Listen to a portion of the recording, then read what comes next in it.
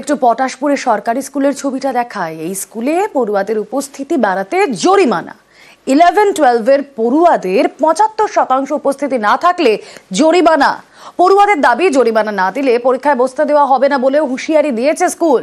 আর এই অভিযোগ মানতে নারাজ স্কুল কর্তৃপক্ষ।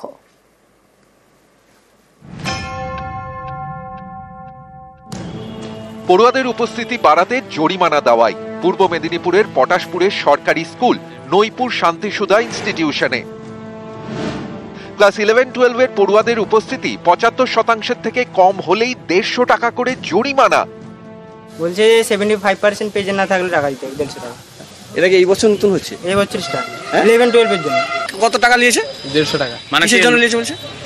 এই পার্সেন্টেজ কম পার্সেন্টেজ না হলে অ্যাডমিট দিবে না। বলছে যে স্কুল কম আসার জন্য ফাইন। নৈপুর শান্তিসুধা ইনস্টিটিউশনে একাদশ শ্রেণীতে প্রায় 300 জন পড়ুয়া। অভিযোগ, 1-2 জন ছাড়া সবার থেকেই জরিমানার টাকা নেওয়া হয়েছে। কিন্তু এভাবে কি স্কুল জরিমানা করতে পারে? জেলা স্কুল শিক্ষা দপ্তর থেকে জানা গিয়েছে, স্কুল পরিচালন সমিতি সিদ্ধান্ত নিলে জরিমানা করা যেতে পারে। সেক্ষেত্রে বেশ কিছু নিয়ম মানতে হবে। উপস্থিতি কম থাকার কারণে জরিমানা করলে পড়ুয়াকে দিতে হবে রসিদ। রসিদে পড়ুয়ার নাম, উপস্থিতির হার এবং জরিমানার কারণ উল্লেখ করতে হবে। পটাশপুরের এই স্কুলে এরকম কোনো রসিদ দেওয়া হয়নি বলেই অভিযোগ। যে রসিদ দেওয়া হয়েছে তাতে রয়েছে প্রধান শিক্ষকের অফিসের স্ট্যাম্প এবং লেখা রয়েছে জরিমানার অঙ্ক, অর্থাৎ 150 টাকা। এই ট্র্যাডিশনটা একেবারেই ঠিক নয়। টাকা নিলে এর কোনো সমাধান নেই। রসিদের কথাটা আমরা বলছিলাম, কিন্তু অ্যাকচুয়ালি এটা যেটা আমরা বুঝলাম যে যেহেতু এটা নোটিশ আকারে দেওয়া হয়নি, তার কোনো রসিদ অ্যাকচুয়ালি হচ্ছে না। এটা কোন ফান্ড জানি না, তবু স্যারকে আমরা বললাম যে এটা কিন্তু এইভাবে টাকাটা নেওয়াটা মনে হয় ঠিক নয়। আমাদের টাকা নেওয়ার উদ্দেশ্য একদম নয়। নিচ্ছেন তো টাকাটা? হ্যাঁ নিচ্ছি বলতে কি, যে যেহেতু তোমরা দাও, 150 টাকা দাও, ফাইন দাও। রসিদ দিচ্ছেন?